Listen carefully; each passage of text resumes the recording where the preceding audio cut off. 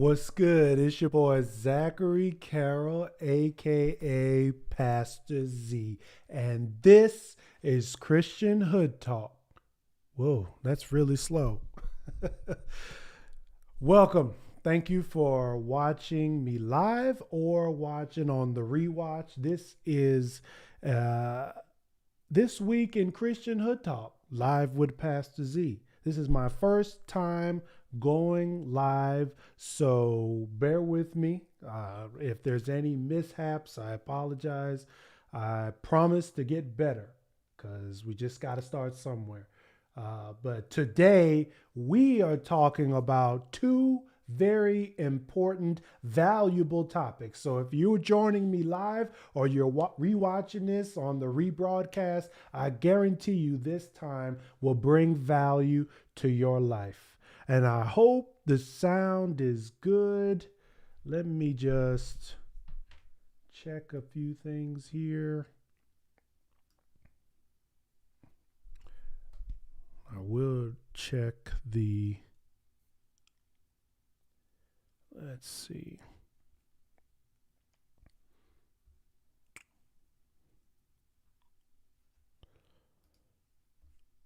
I have no way of knowing if this is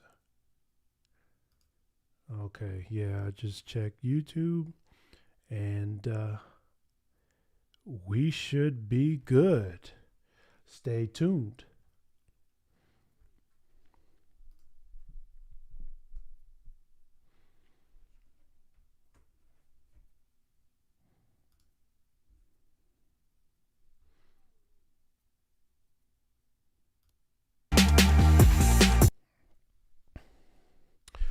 So, today on Christian Hood Talk, I want to talk about a topic that has been coming up recently a lot with a lot of my friends in the dating scene, a lot of men that are well-to-do.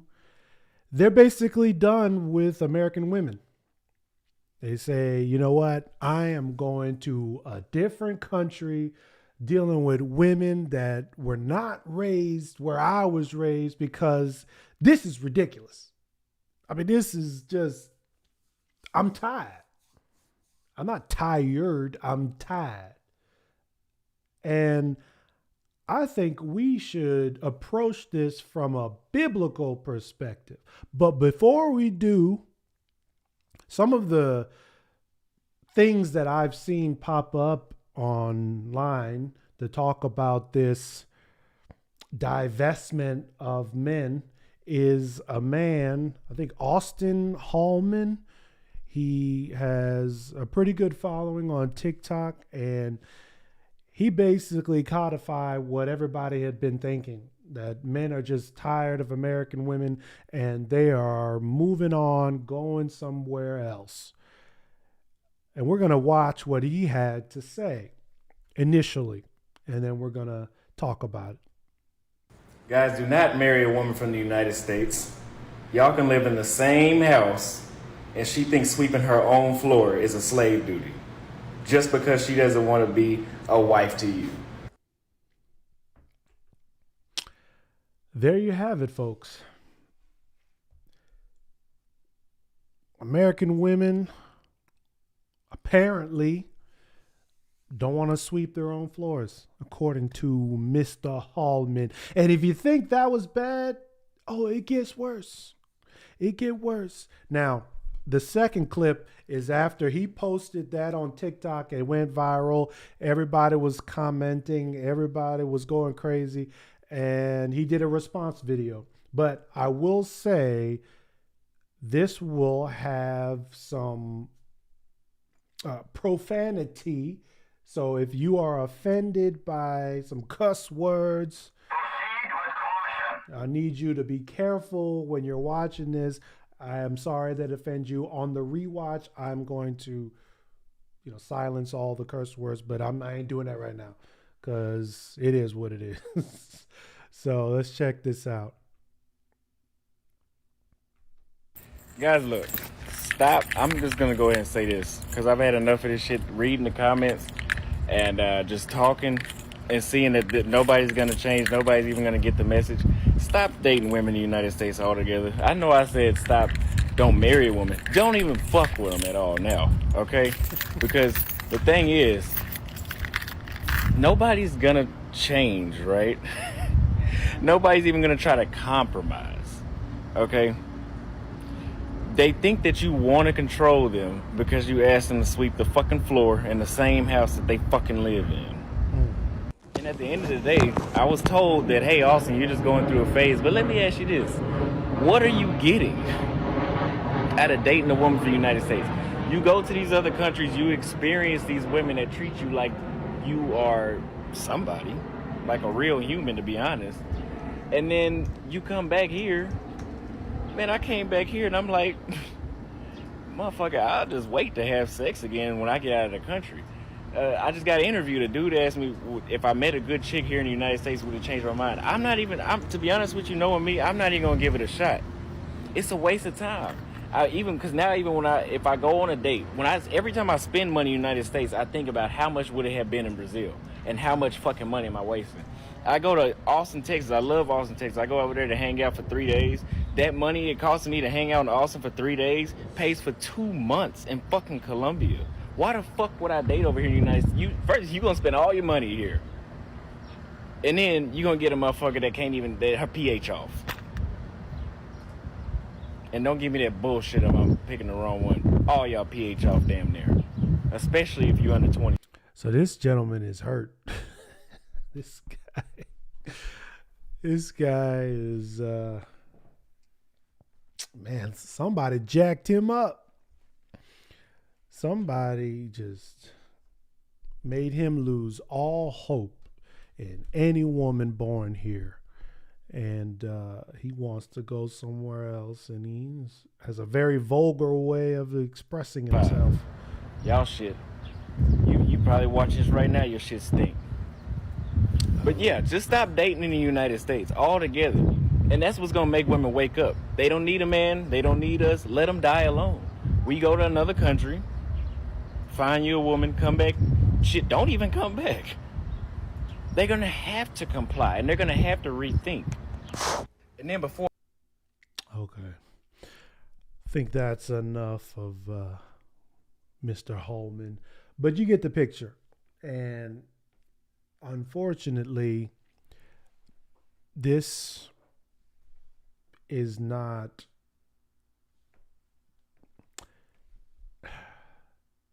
it's not alone. He's not alone in how he feels. This is not the only time I've heard that, you know what, there are men that on a recurring basis visit other countries just for women. That's it.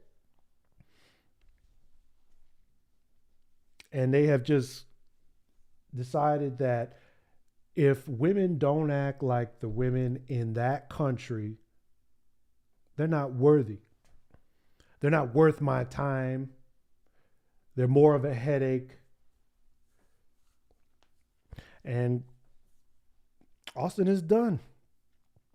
But is this how we should be dating from a biblical perspective? Is this appropriate?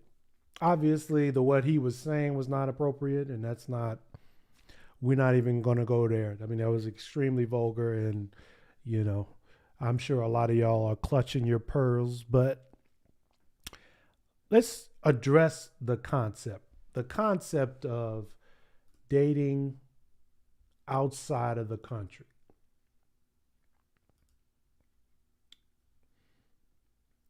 Well, first, let's just get this out the way. There's nothing wrong with falling in love with a woman from a different country, marrying her, and living happily ever after. There's nothing inherently wrong with that. There's no biblical parameter for the New Testament Christian, the Christ-believing Christian, that he should only marry people from United States, from his hometown, from his neighborhood. That's just not how it is. But there are some issues. First issue I want to talk about.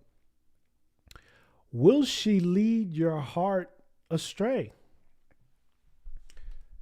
We need to realize as men that when we get married, it doesn't matter where she's from, doesn't matter how you meet her, how you date her. When you get married, she's going to affect you. I mean, I think this is pretty obvious.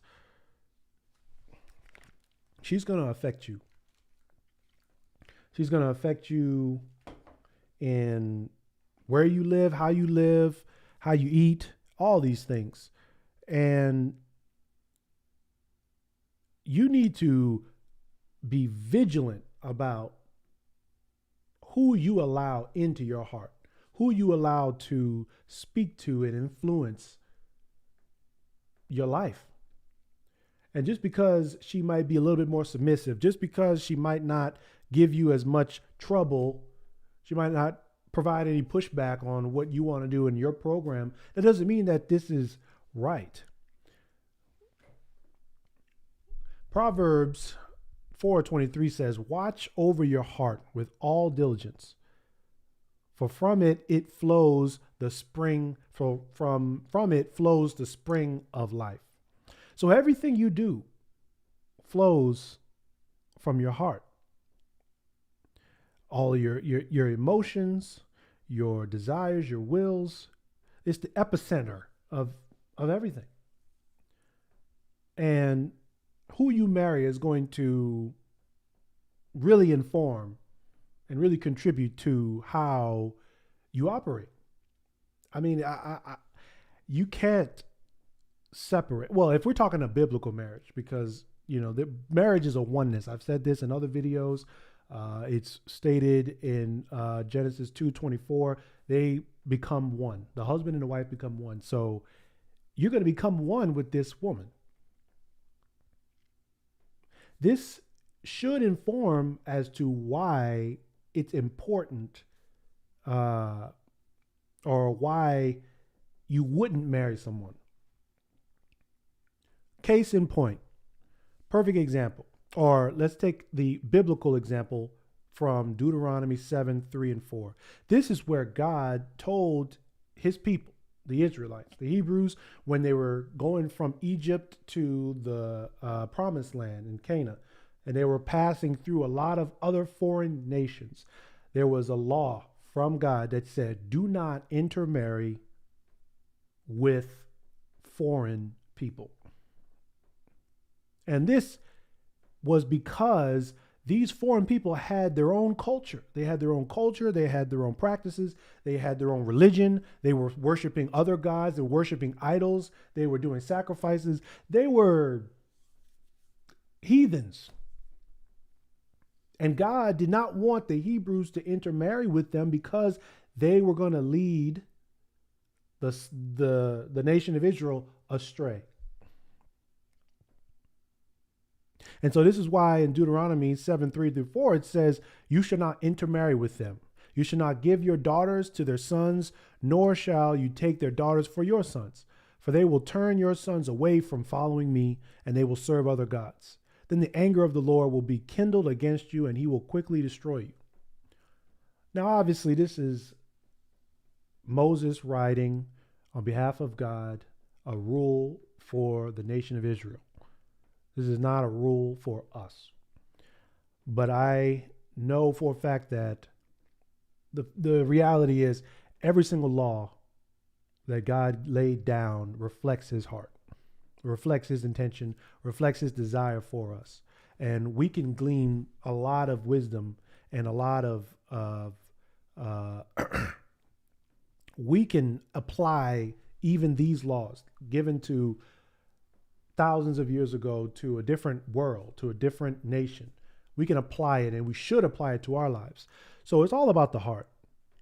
It's all about how is this person who is from a different land, from a different culture, how are they going to lead you? How are they going to, or are they going to lead you astray? And unfortunately, there's a high likelihood that if a woman is from a different culture, and yeah, if she's also following God, following Jesus, that's one thing. But it's a high likelihood that when a woman is from a different culture, she is going to take you off and require you to embrace what she knows, what she is, how she was raised. And in fact, when you get married to her, you should do that. You really should do that, because that's your wife, that's your spouse, you're one with her. And we have some issues written in the Bible, some famous, popular biblical characters that did this in the wrong way. First up is your boy King Solomon. Now, King Solomon, we all know, or we should know, if you didn't know, King Solomon wrote the book of Proverbs. Proverbs is one of the wisdom books, along with Ecclesiastes. Some scholars believe that he also wrote that book. 31 chapters of endless godly wisdom. The King Solomon prayed to the Lord for one thing, and that was wisdom. And God gave it to him. He gave him all the wisdom that he could desire, he could need, and he became so popular all throughout the land. Queen of Sheba visited the King Solomon and brought him a whole bunch of gold and all these things, and to test him. She went to test him to see if he was really wise, as everybody was saying he was. He proved himself. I mean, he was conqueror, king, everything. And this is where he went wrong. There are proverbs against what he wound up doing himself. So this is 1 Kings. This is 1 Kings 11:1. Let's see. Can y'all see that? Let's see.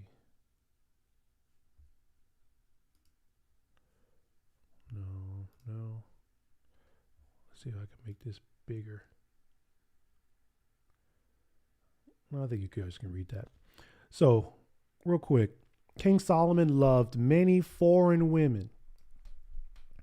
In addition to Pharaoh's daughter, Moabite, Ammonite, Edomite, Sidonian, Hittite, from the nations about which the Lord had told the Israelites, you must not intermarry with them, and they must not intermarry with you, because they will turn your heart away to follow other gods. To these women, Solomon was deeply attached in love. He had 700 wives, which he also shouldn't have done, who were princes, and 300 who were concubines, and they turned his heart astray. When Solomon was old, his wife turned his heart away to follow other gods. He was not wholeheartedly devoted to the Lord, his God. Wholeheartedly. See, you can't be wholeheartedly devoted when somebody you're with ain't with what you're with, as his father David had been. Solomon followed Ashereth, the goddess of the Sidonians, and Milcom, the abhorrent idol of the Ammonites. He did what was evil, unlike David. He built altars. And he ultimately made the Lord angry, which ended up in a lot of trouble. So the point is, what is your purpose? What does God want you to do? Where is God leading you? Does God want you to live in another country? That should be the driving force. Does God want you to live there? Is your purpose in the Lord? Is God's purpose for you? The reason why you were born is to live in another country. Or does he want you right here? Does he want you to serve in some area where you're from, where you know the language? We're not even going to talk about that, because if you're trying to marry a woman that's from a different country and you can't even speak the language, she going to be talking all around you. And I'm not saying that they're just untrustworthy, but at least for me, I got to know what you're saying. You can't just be talking around me and I don't know what you're talking about. So what is God's purpose for you? Where is God leading you? What talents has God given you? What position has God placed you that this woman, wherever she's from, can aid you? That should be the driving factor to any marital decision. Can this woman help you fulfill God's purpose in your life? That should be at least the first question you ask. The first question you ask about whether or not you should be dating this woman. Can this woman help you fulfill God's purpose? If she can, then have at it. But if not, she's going to lead you astray. I know we love visiting other countries. I know that's beautiful. I've visited many other countries and the scenery is amazing. The cultures are amazing. But is that what God wants for you for the rest of your life? Is that where God is leading you?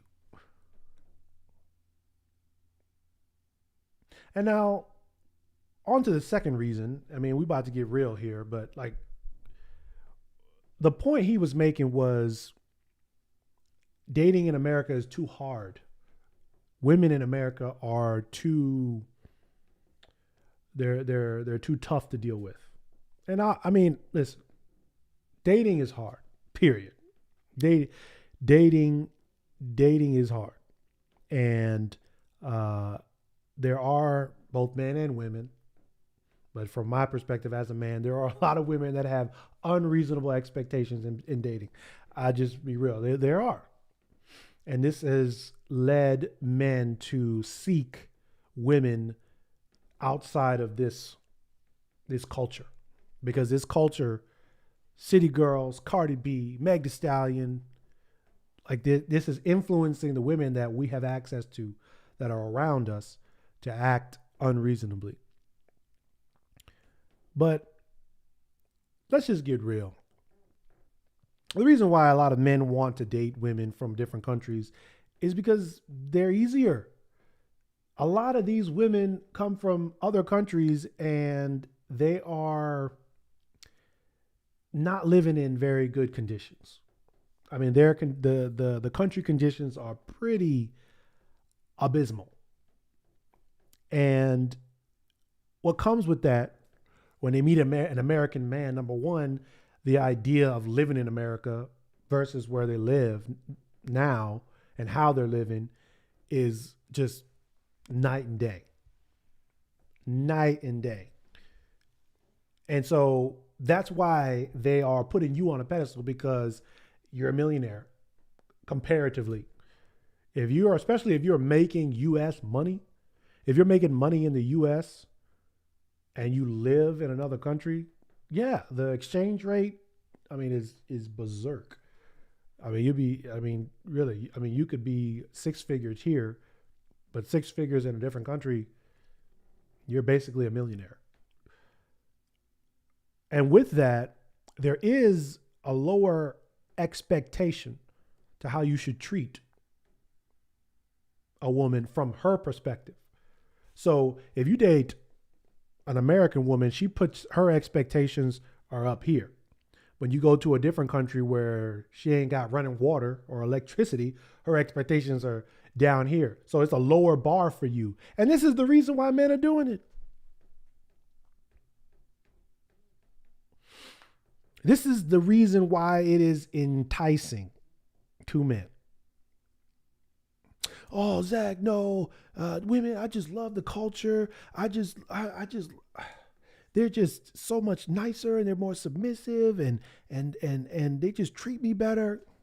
Stop the cap. Really? They're easier, or from your perspective, they're easier. And if things get too bad, you get to leave.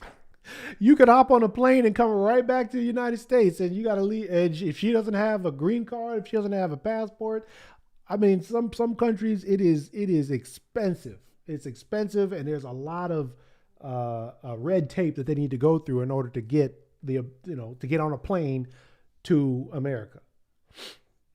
And so when you're tired of her, or when you're just tired in general, you got to handle some business, you fly back to the country. Leave her where you found her. That allows men to feel like they're not trapped. And I know some men feel like marriage is a trap. Marriage is, I mean, there's just no going back. It's like, well, if I marry this woman from Brazil and she gets on my nerves, or I need a break from her, I'm just gonna hop on a plane. And I'll be back. I'll be back.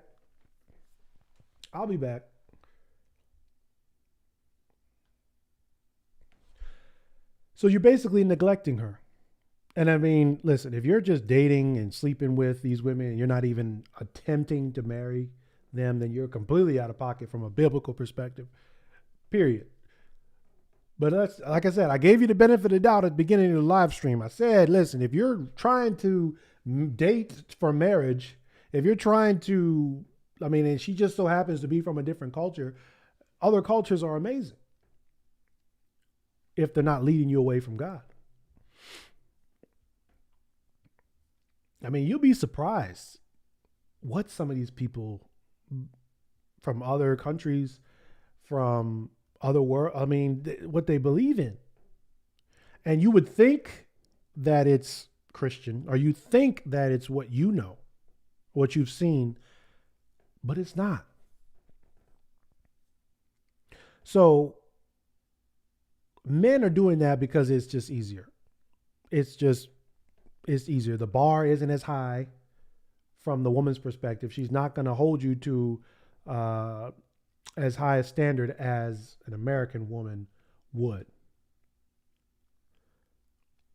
But the problem with that is that this is from her perspective.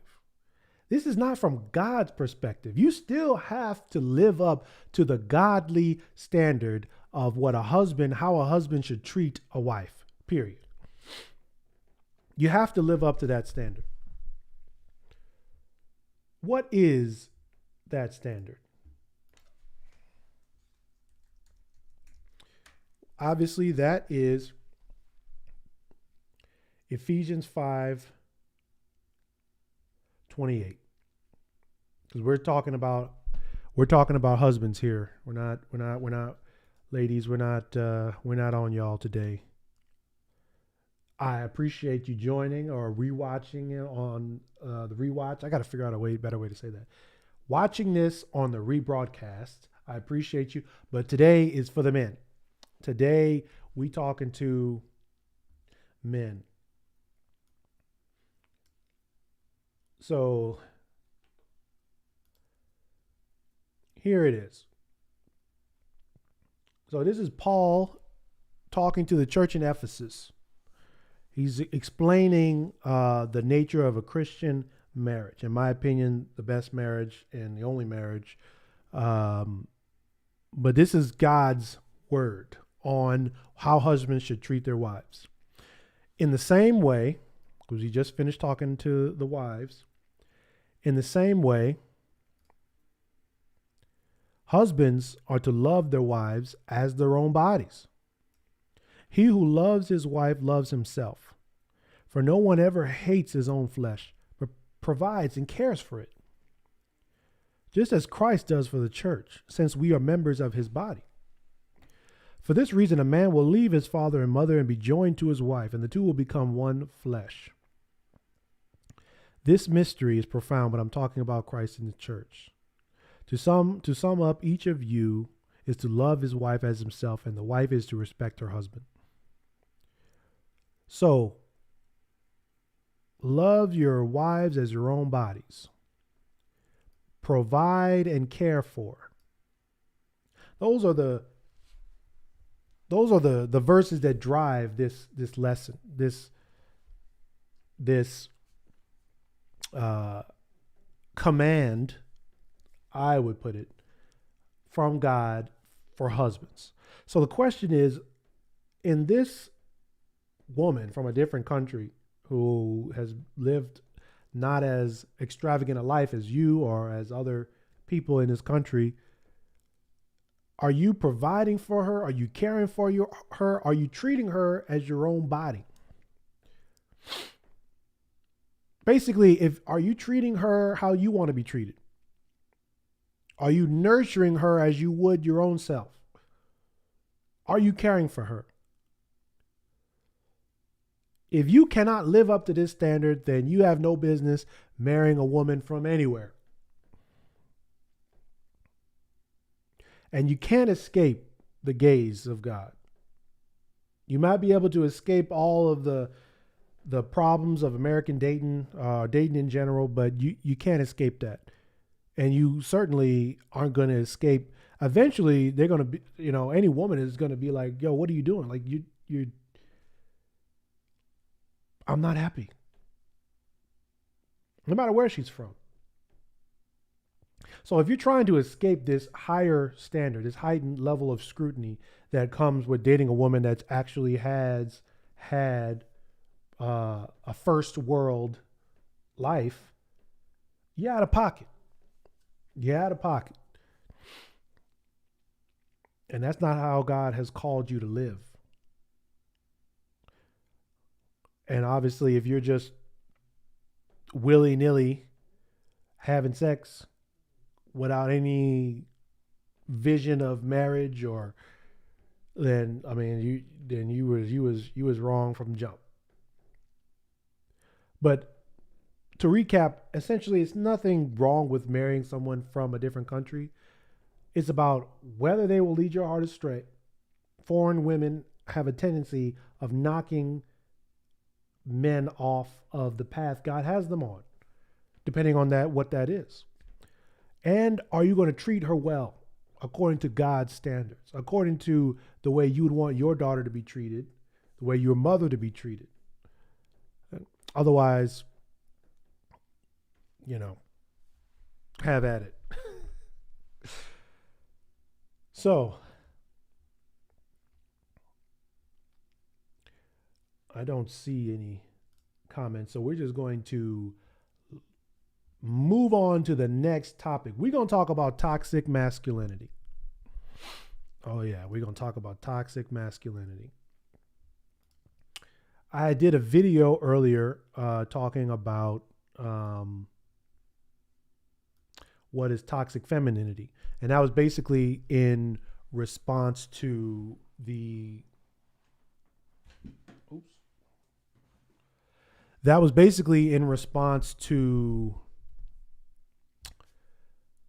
Will Smith, Jada Pinkett situation, and how women can knock men off of how they know they should behave without even knowing it. And we're going to talk about toxic masculinity. I think it's been heavily misconstrued in the culture, and it used to mean being extra macho and trying to prove how strong you are, that you're the best. And then it turned into, if you just, as a man, if you disagree with a woman, you're a chauvinist. Or if you are firm and stick to your guns, stick to your belief systems, then you're unreasonable, or all kinds of crazy stuff. There is an attack on masculinity. Masculinity is very important, so I believe that the enemy is attacking masculinity. You have more and more men afraid to be men. In fact, the stigma is so bad. It's a wonder why a lot of men don't want to be men anymore. which is a whole nother topic. But we're going to talk about 4 biblical toxic masculinity traits, and how you should be avoiding them. So number 1, lording over people. So as men, we can sometimes exert our own will over other people. In fact, sometimes it can become a contest that it has to be our way or the highway. And now I understand that if you have a leadership role in a team, there's going to be opportunities. There's going to be times where you need to exercise authority. But I would submit to you that if you lord over people, if you exert your will over other people, even if you're forcing yourself upon other people, making them bend to your will, even if you have authority, you shouldn't have that authority. You shouldn't have the ability, you shouldn't be put in a position where you're responsible for an outcome if the only way you can see to get that done is forcing your will on someone else. I mean, and it's really the foundation of that is insecurity and fear.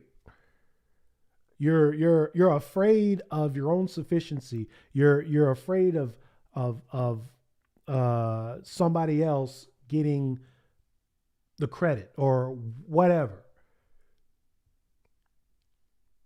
The foundation is fear.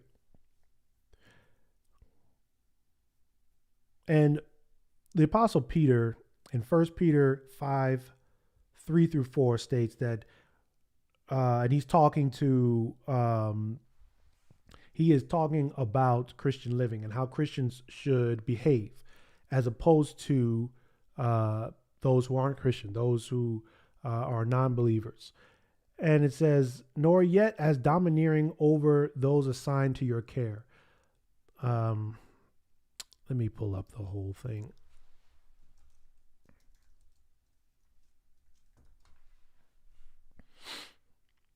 All right. So we have, I exhort the elders among you, so these are the leaders, as a fellow elder and witness to the sufferings of Christ, as well one who shares in the glory about to be revealed. Shepherd God's flock among you, not overseeing out of compulsion, but willingly, as God would have you.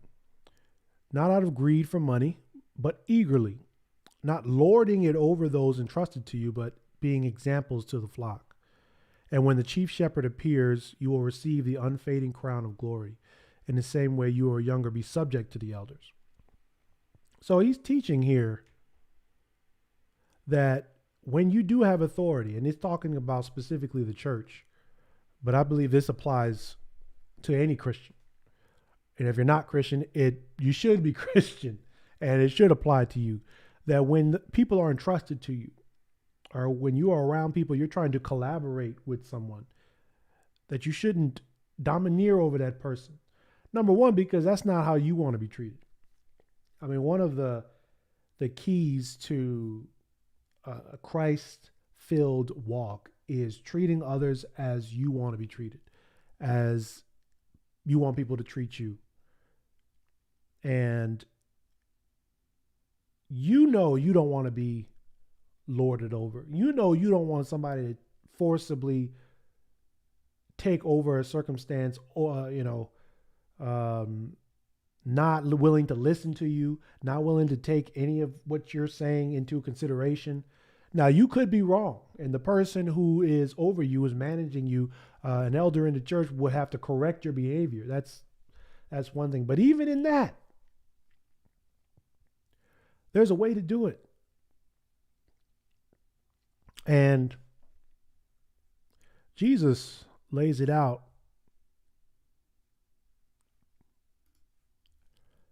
in Matthew 20:25-28. Now, this is God himself talking.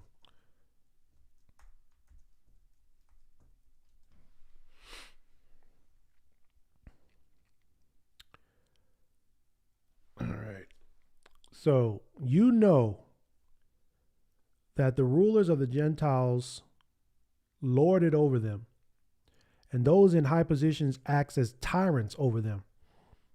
It must not be like that among you. On the contrary, whoever wants to become great among you must be your servant, and whoever wants to be first among you must be your slave. Just as the Son of Man did not come to be served, but to serve, and to give his life as a ransom for many. So Jesus here is explaining the separation between Christian and non-Christian in leadership. The appropriate way to be a leader is to serve. Jesus was a perfect example of that servant leadership. And I talked about this in my Biblical Alpha Male series. I'll post a link somewhere so you can, but you can find it in the playlist on my channel. But you're not supposed to lead by taking over a person's will and forcing your will upon theirs.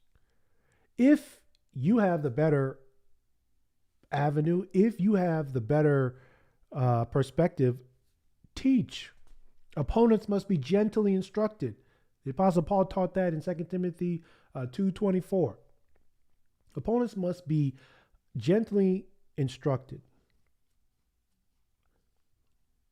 If you don't want somebody lording over you, if you don't want somebody taking over and not allowing you to have any participation, any input, then you shouldn't treat other people like that. And that is a toxic masculinity trait. Straight from the Bible. Next, greed. Greed. Probably one of the biggest reasons why men work hard all the time. Men are constantly trying to level up, which is a good thing. As a man, you should be focused on making yourself better, getting better at your craft. But let's just be honest. You want more stuff. You want more stuff. You want more women to be attracted to you. Bigger and better is the centralized heart behind greed. You just never satisfied with what you have. And this is toxic because it will lead to a life filled with dissatisfaction. You'll always be looking for more. You'll never be content. And that eventually will end up leading to your destruction, death. If it's working too hard, if it's not recognizing what you have, you'll be unhappy. You will be unfulfilled. And the writer of Hebrews, chapter 13, verse 5 and 6, explains this pretty good.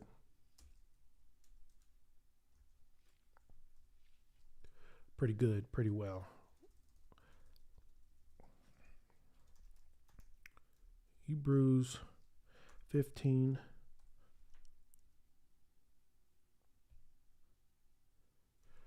All right.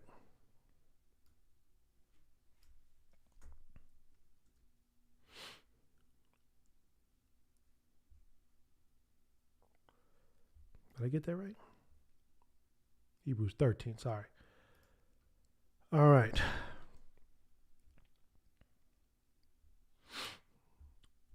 Keep your life free from the love of money. Be satisfied with what you have, for he himself said, I will never leave you or abandon you. Therefore, we may boldly say, the Lord is my helper. I will not be afraid. What can man do to me? Jesus also taught that the love, or was it Jesus? I don't know if it was Jesus, but the love of money is the root of all types of evil. That was definitely Apostle Paul. I'll put it up on the screen. The love of money is the root of all evil. It's definitely a spirit. Money is a spirit. Possession is a spirit. It's a spirit that could influence you and guide you and lead you to be domineering. It could lead you to being dissatisfied, lead you to arrogance, lead you to think that, you know what, you're the man and you got it all planned out, which is a supreme lack of humility and pretty much angers God. But you don't want to be controlled by anything but God. And as a biblical alpha male, as an alpha man that is desiring after God's own heart, avoiding these biblical toxic masculinity traits, you don't want to allow the spirit of greed to influence your decision making. When you know you shouldn't be going down a path, you know you shouldn't be taking a certain job because it's in a different place. You know God doesn't want you. It's in it's going to take up all your time when you know God probably wants you to do something else that may not make as much money. Don't let your greed change you. Don't let your greed knock you off the path of God, and it will. All of these toxic masculinity traits. I see you, get right. That's my boy Bruce. Go check him out. He's got many new fragrances for women, for men.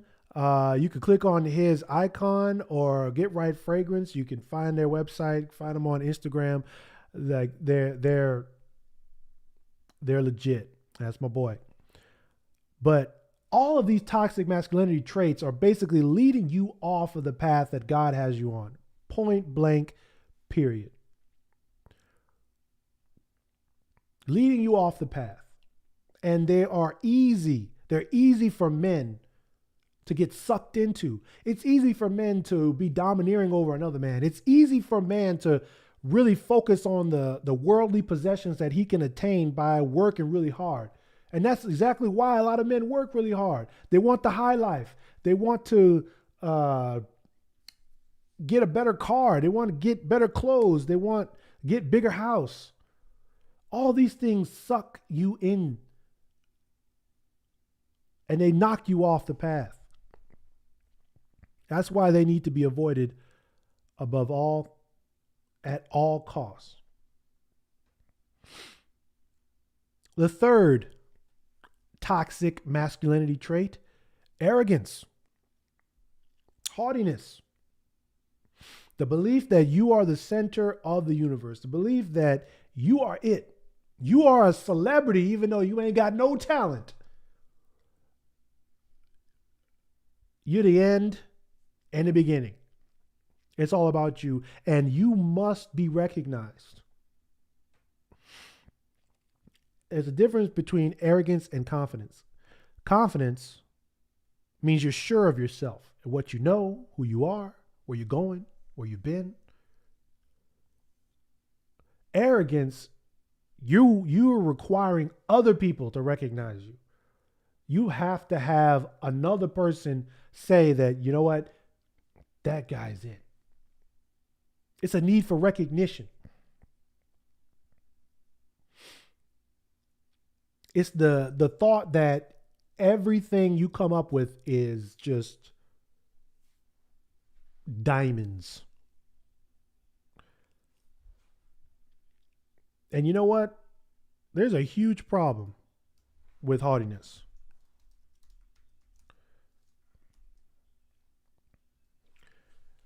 And it's in Proverbs 6:16 through 19.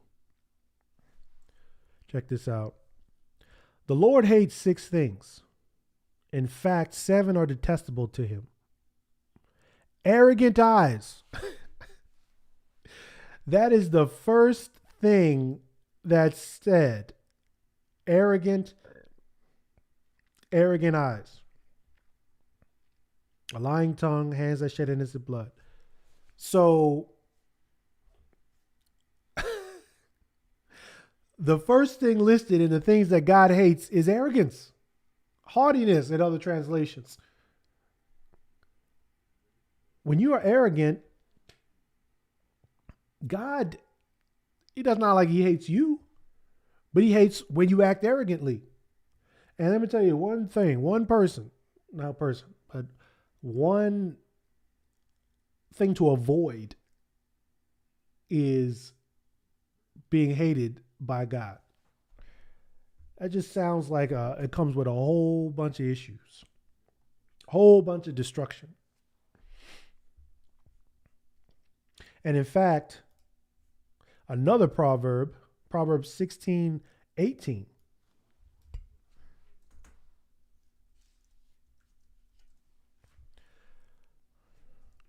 Pride comes before destruction, and an arrogant spirit before a fall. Again, this is a spirit. These toxic masculinity traits are a spirit. And they can take over your heart.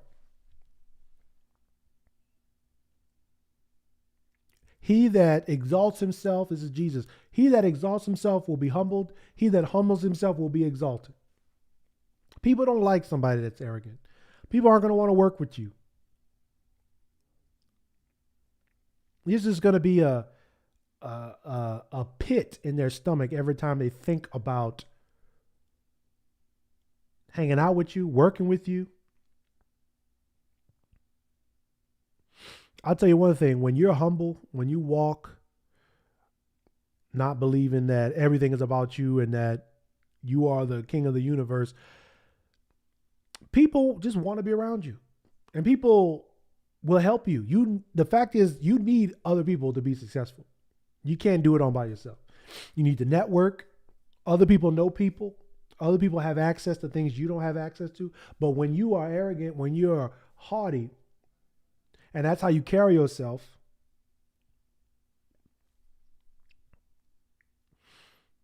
they're gonna skip over your name. All these toxic masculinity traits we've talked about, it's all about your name, your name. There's power in a name. Obviously, Jesus is the name above all names, but you want your name to be as far from these traits as possible, because they will always lead you to be alone in the long run. You may get some money. You may entice some women. But in the long run, listen, there are many ideas in the mind of man and the heart of man, but it's only the Lord's decree that will stand. It is always going to be God in the end. And this is why we must walk in a godly way. We must walk away from how the culture is leading us. We should not follow the patterns of this world. You got, what is his name? Anthony Tate, an extremely arrogant guy who has basically taken over the internet. If you haven't heard of him, good. But I'm sure you've seen some video of this guy without a shirt on, getting massaged, smoking a cigar on a live stream. Just watch. I'm not wishing anything bad upon him, but if you're walking in a way contrary that's filled with this toxic masculinity traits, eventually you end up broke and alone. And even if you don't die broke, you can't take it with you. You don't want to be a fool and believe that all the stuff you're working for, you could take with you, because you can't. And finally, vengeance. Taking revenge on people you don't like. And this is probably the one thing that men really struggle with. I mean, all the men I talk to, it just takes a reason. Just takes a good reason. Fill in the blank of the reason. They lied to me. She betrayed me. They betrayed me. They were acting out of pocket. They talked bad about whatever. Somebody has sinned against you. Somebody did something bad to you, and you have the need to get them back. And in fact, you believe that it is required. Like it is a law. It is a man law. When somebody does something to you, you got to do something to them.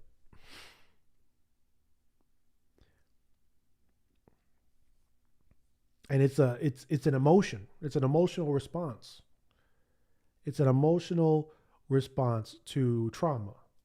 So I get the need. I understand where it comes from. I understand why you feel that way. But it's toxic. It's toxic because no matter what you do in revenge, it's not going to fix anything. It's not going to fix anything. It's not going to change anything. And in fact, it's going to imprison you. It's, I see you, Reggie. Yeah. I wonder, this is my first one. Oh, that was easy. It says, oh, please talk about this one. Vengeance is mine. Says who? That's exactly right. I mean, honestly, this is probably one where I get the most pushback when I show men. When I try to show them how God always has a better path, better plan, even in this, they just don't believe me. They just don't believe me. And this is Romans 12:9. It says here, do not repay anyone evil for evil. Give careful thought to do what is honorable in everyone's eyes. If possible, as far as it depends on you, live at peace with everyone. Do not avenge yourselves. Instead, leave room for God's wrath, because it is written, vengeance belongs to me, says the Lord. But if your enemy is hungry, feed him. If he's thirsty, give him something to drink. For in doing so, you will be heaping fiery coals on his head. Do not be conquered by evil, but conquer evil with good. So let's talk about this. Let us talk about this tough spiritual practice. This is definitely a spiritual practice. This is not a flesh thing. So you're never going to get into your flesh. You're never going to get to the point where, you know what, I don't feel like taking revenge. So first it says, give careful thought to do what is honorable in everyone's eyes. If possible, as far as it depends on you, live at peace with everyone. Give careful thought. Revenge is an emotion. Revenge is a response. A reaction. There's no thought behind it. And when you act out of revenge, you're acting out of impulse. Impulse leads to death.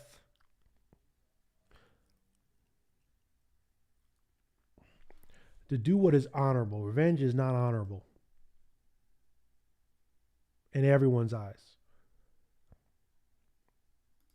And there is no peace. There is no peace. And look, it says, listen, we all want people who do bad things to get their payback. And this is not saying that people who do bad things aren't going to get their just desserts. It never says that in the Bible. It says forgiveness is not the same thing as punishment. Just because you're forgiven don't mean you ain't going to be punished. But listen what it says. Do not avenge yourself. Instead, leave room. Sorry about that. Leave room for God's wrath.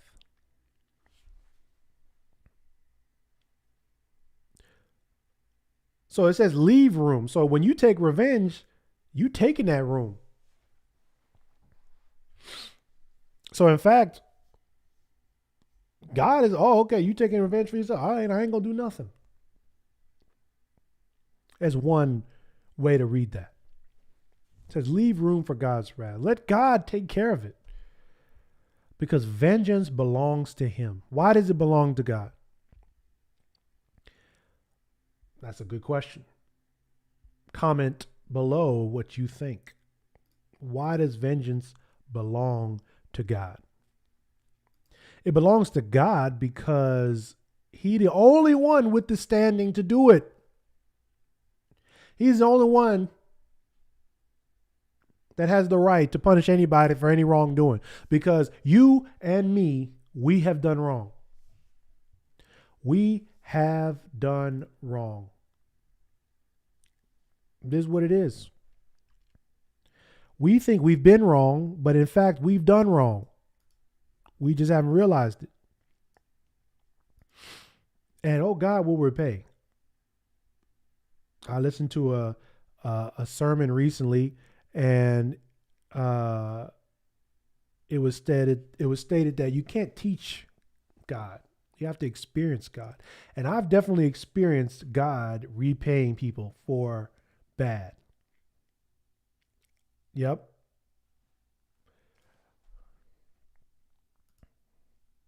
God will handle your get right fragrance. God will handle your dirty work. I've seen this happen to my enemies over and over and over again. Me too. And let me tell you something. Please hear me. Please hear me. When God exacts revenge, it pales in comparison to whatever it is you think you're doing. It pales in comparison. I mean, it's night and day. Like, you think that you doing something by, I don't even know how does a man take revenge without like just fighting? Like, you think you're doing something by getting into a fight and getting your behind whooped, and then God's going to take over. And I've seen people lose jobs. I've known of people getting into circumstances and situations that they knew, like they never wanted to be in. The one thing they were afraid of happening happened. And I had nothing to do with it. Nothing to do with it. So we want to let God do the repaying. And in fact, we should be nice to people. Because in fact, when you're nice to someone that's done you wrong, it makes them cringe. It makes them literally, they don't know what to do, because it doesn't make any sense.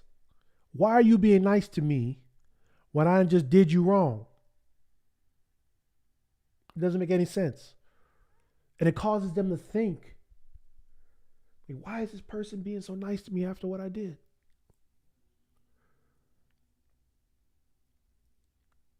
It's way worse. Basically, it's way worse than exacting revenge on them when you are nice to them after they did something bad to you.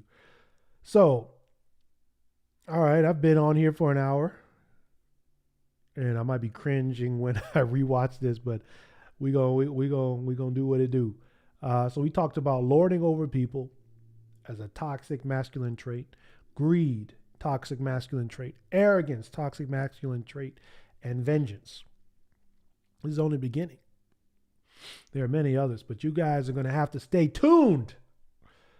Don't forget to like, comment, subscribe to the channel. There's a lot of stuff going on. We are on the road to 500 subscribers, and I've seen a huge uptick recently. And we are inching our way closer and closer, faster and faster. We are here to apply the Bible to all of life's craziness, and we need your help. So be sure you're sharing the video. Be sure you're telling people about the channel. Be sure you're subscribing. Be sure, Trista, thank you.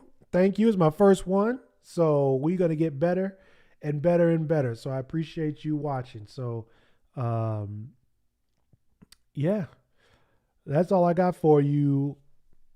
Y'all be cool.